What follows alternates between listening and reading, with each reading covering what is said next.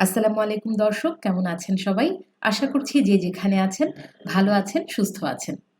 আজকে কলা আর বিভিন্ন ড্রাই ফ্রুটস দিয়ে দারুণ সুস্বাদু একটা মিল্কশেকের রেসিপি আপনাদের সাথে শেয়ার করব।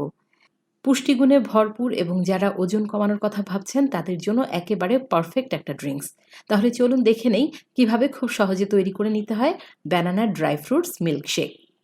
ব্যানানা ড্রাই ফ্রুটস মিল্কশেক তৈরির জন্য আমি এখানে নিয়েছি কাঠবাদাম, নিয়েছি কাজু বাদাম, কিছু খেজুর নিয়েছি ১ গ্লাস দুধ আর সেই সাথে ২টো কলা।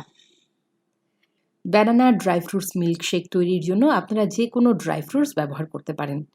আমি প্রথমেই কিছু খেজুর কেটে নেব।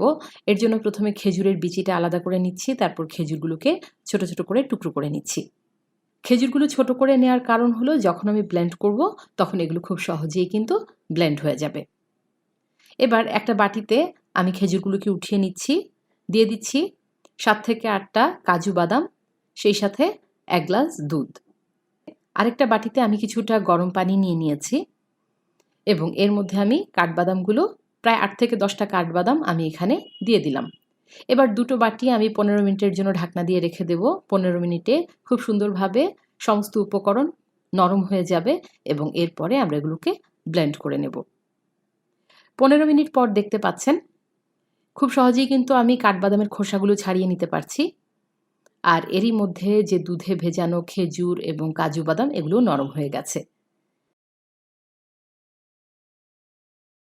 এবার মিল্কশেক তৈরি করে নেওয়ার পালা। এর জন্য আমি ২টো পাকা কলা নিয়েছি। কলাগুলোকে ছোট, ছোট করে কেটে নিচ্ছি। কলার পুষ্টিগুণের কথা তো আমরা সবাই জানি। কলাকে ওজন হ্রাসবান্ধব ফল বলা হয়ে থাকে। একটি বড় আকারের কলায় আছে মাত্র ১২০ ক্যালোরি। এজন্য যারা ওজন কমাতে চায় তাদের পুষ্টিবিদেরা সারাদিনে অন্তত একটি কলা খাওয়ার পরামর্শ দিয়ে থাকেন।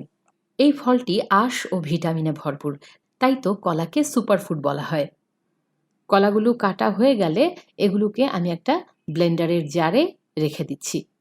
এরপর এই ব্লেন্ডারে অন্যান্য সমস্ত উপকরণ দিয়ে দিচ্ছি। স্মুথভাবে ব্লেন্ড করে নিতে হবে।